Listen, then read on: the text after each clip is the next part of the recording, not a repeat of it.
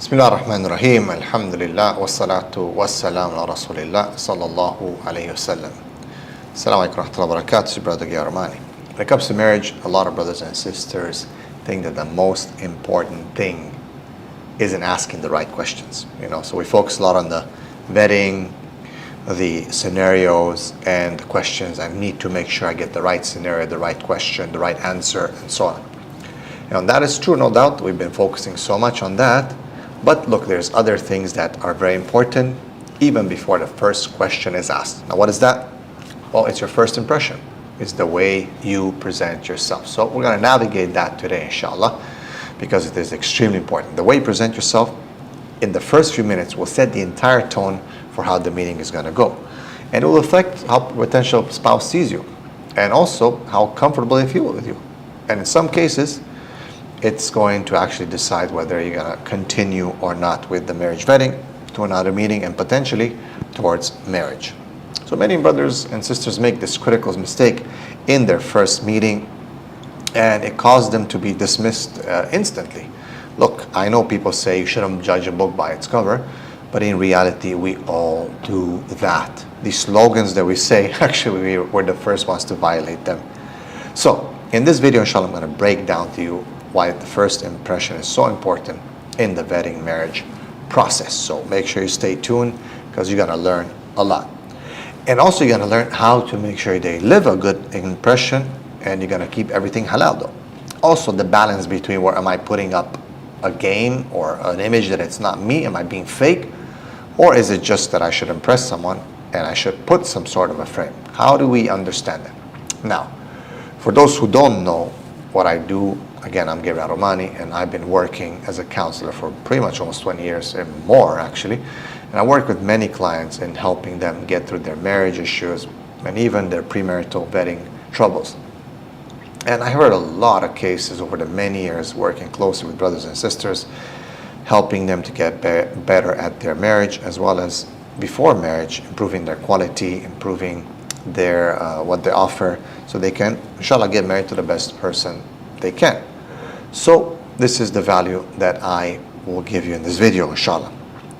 Now, if you want to make sure that you leave with the right first impression in your marriage vetting without second guessing yourself or making the common mistakes that turn your prospects away, if you want to make sure that the person that you meet is going to think, I like this person, there's something about them, I want to know more.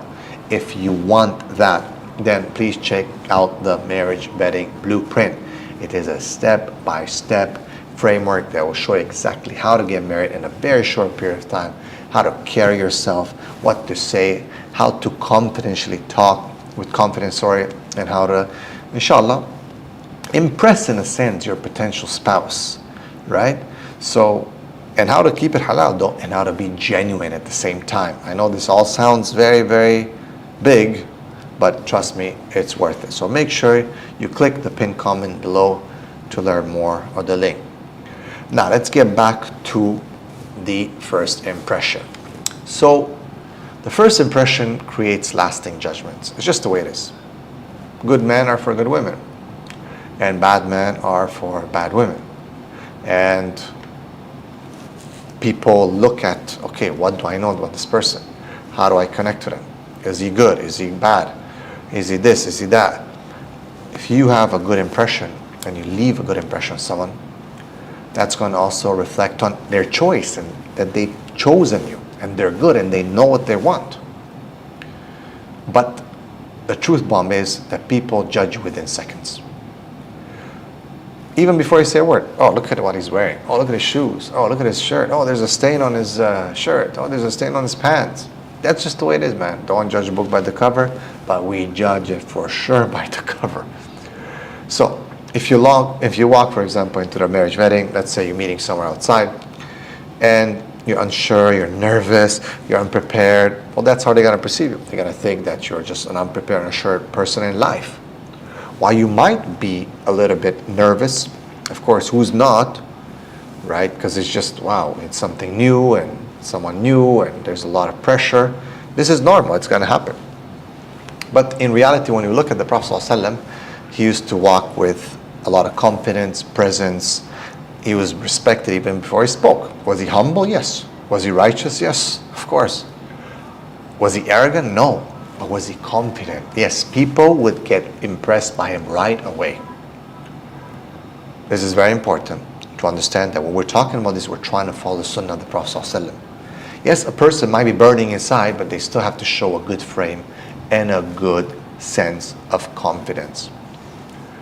And that is part, if you look at any of the strategies of any leader, if you look at the strategies of the Sunnah of the Prophet ﷺ, if you look at the strategies of the Khulafa Rashidin, no matter what, they also always had to show people a strong character, a merciful hand, yet a very strong character. And that's just the way it is. Now, why do you think it matters? Why do first impression matters in the marriage vetting? Well, look, the Prophet ﷺ said a woman is married for 4 things. And one of those things was her religion. So choose the religion. Now, how are you going to know? Well, you can tell kind of by the first impression. If a woman comes around with open abaya or no abaya or open hair or super full makeup and starts flirting with you, and you're not going to conclude that she is a very good religious woman. It's a first impression, right? So if you see a woman in hijab, proper, shy, this and that, the first impression will be that, hey, I like this, but it looks like she's religious. Now, you could still investigate, because you got to be careful, don't be deceived by appearances, 100%. But the first impression is good, isn't it? You would like to take it further. You don't want to run away from her, do you? You want to meet her again and know more about her. And that's what we're trying to get to you about. This is the importance to understand the contents of this video. Now, look, you could be the most pious brother, responsible, kind person, religious, all that. But if you come across unsure, weak, distracted, fidgeting, talking in a way, look, with all the respect, but the religious part is not going to matter, because people are going to judge you.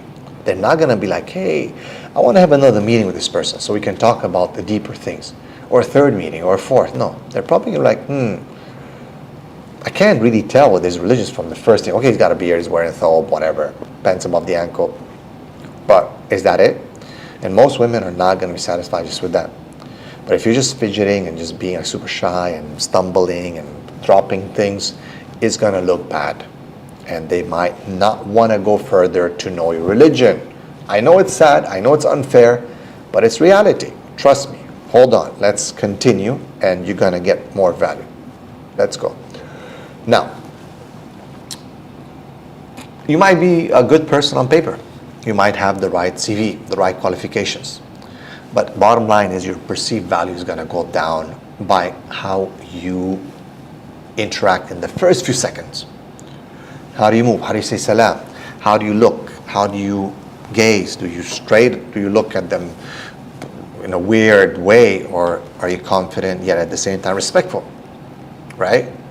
So, because look, you might lose a very good candidate. Especially brothers, be careful. Sisters, be careful how you present yourself now. Be careful. Which leads me to a very important point. I'm sure it's lingering in the back of your mind. But brother, are you trying to tell us to be fake? No. See, there's a difference between confidence and arrogance. Between confidence and what I'm telling you to do to leave a good impression, and being fake. Being fake is going to be very short-lived. You're going to come out in the real person that you are very soon. What I'm trying to tell you is, if you know yourself and you're a good person, work on having more confidence. Work on building. Adab is a true art. It's a fen, it's called in Arabic. It's an art. Building an art of your character is very important. It should represent the way you live. It should extend into your morality. If you've never done that, then start today by purchasing the marriage vetting blueprint. Because in the end, yes, you have to, in a sense, put on some sort of a image. But that image should permeate throughout your ethics and morality. And that's how it is. We might not want to do certain things. We might not feel about certain things. We might not be bad and have a bad heart, but we just don't know how to behave sometimes. We haven't been taught proper manners and adab. Let's start today because it goes a long, long way. That's the thing. You don't want to, you feel lazy about it, but bottom line is it impresses people. And that's why the Prophet ﷺ, he promised a house in the highest place of Jannah to the person who perfects his manners. Now, how do you perfect your manner? It is a active way, an active role, an active process. You're not just born with it and oh yeah, I have to be organic and I have to be so genuine and so on. Well, it's not always about that. When you try to be kind and nice and good and confident and have a proper character, you're gonna be putting in some work, my friend. And that's just the way it is. So, and going back to confidence versus arrogance, confidence is always backed up by something, strength, knowledge, and so on. Prophet ﷺ was humble yet firm. He led with confidence without boasting. So, arrogance has nothing. It's just show off. And it's going to be fluff that's going to disappear very soon and people will see the real image of you. But when you have confidence, you put on that frame, you put on that art of behavior, it's going to be seen by everyone. You stay humble in victory, you stay humble in defeat. No matter what it is, you know that you're trying to follow the sunnah of the Prophet ﷺ, which is an example that requires an active process of transformation. Now the mistakes. Some brothers and sisters try too hard. And they brag and their income and status and I did this and this and this. They think that's confidence. You see, that's an extreme and that's wrong. That's not what we're trying to teach here and preach. No.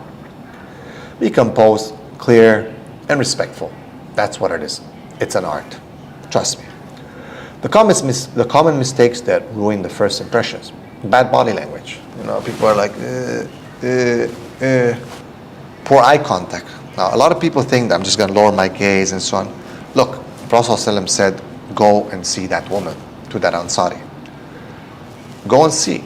Now you're not going to like stare at her and wow, but you know, talk. You will have some contact because you need to see her. You need to see how she is. You need to interact.